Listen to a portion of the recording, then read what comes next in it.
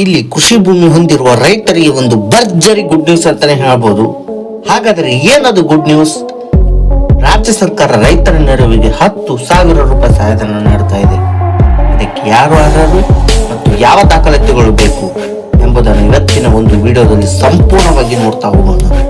ಹೌದು ಫ್ರೆಂಡ್ಸ್, ರಾಜ್ಯ ಸರ್ಕಾರ 10,000 ರೂಪಾಯಿ ರೈತರ ಬೆಳೆಯುವುದಕ್ಕೋಸ್ಕರ ನೀಡ್ತಾ ಇದೆ. ಇದಕ್ಕೆ ಕೆಲವೊಂದು ಡಾಕ್ಯುಮೆಂಟ್ಸ್ಗಳು ಕೂಡ ಬೇಕು. ಹಾಗಾದ್ರೆ ಏನು ಡಾಕ್ಯುಮೆಂಟ್ಸ್ಗಳು ಬೇಕು ಅಂದ್ರೆ, ಹೊಲದಲ್ಲಿ ಇರ್ತಕ್ಕಂಥ ಒಂದು ಪಹಣಿ ಪತ್ರ ಹಾಗೂ ಆಧಾರ್ ಕಾರ್ಡ್, ಪರ್ಮನೆಂಟ್ ಅಡ್ರೆಸ್ ಹಾಗೂ ಆದಾಯ ಪ್ರಮಾಣ ಪತ್ರ ಇವೆಲ್ಲ ಕೂಡ ಬೇಕು 10,000 ರೂಪಾಯಿ ಹಣ ಪಡೆಯಲು. ಇದಕ್ಕೆ 10,000 ರೂಪಾಯಿ ಹಣ ಪಡಿಬೇಕಂದ್ರೆ ಒಂದೇ ಸಲ ಅಕೌಂಟಿಗೆ ಬರಲ್ಲ. ಮೊದಲ ಹಂತದಲ್ಲಿ 6,000 ರೂಪಾಯಿ ಬರುತ್ತೆ ಮತ್ತು ಎರಡನೇ ಹಂತದಲ್ಲಿ 4,000 ರೂಪಾಯಿ ಹಣ ಜಮಾ ಆಗುತ್ತಾ ಹೋಗುತ್ತೆ. ಸೊ ಈಗಾಗಲೇ ಇದು ಬೆಳಕಿಗೆ ಬಂದಿದೆ. ಇವನ್ ಕೂಡ ಕೆಲವೊಂದು ರೈತರು ಇದನ್ನು ಪಡ್ಕೊಳ್ತಾ ಇದ್ದಾರೆ.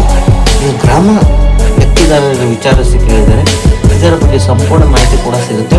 ಇವಾಗ ನೀವು ಅರ್ಜಿ ಸಲ್ಲಿಸಬೇಕಂದ್ರೆ ಕೂಡ ಗ್ರಾಮ ಲೆಕ್ಕಿದಾರ ಹತ್ತಿರ ಒಂದು ಫಾರ್ಮ್ ಇರುತ್ತೆ, ಅದನ್ನು ತಗೊಂಡು ನೀವು ಫಿಲ್ ಮಾಡಿಕೊಂಡು ತಗೊಳ್ಬಹುದು. ಸೊ ಈ ವಿಡಿಯೋ ನೋಡಿದಕ್ಕೋಸ್ಕರ ಎಲ್ಲರಿಗೂ ಧನ್ಯವಾದಗಳು.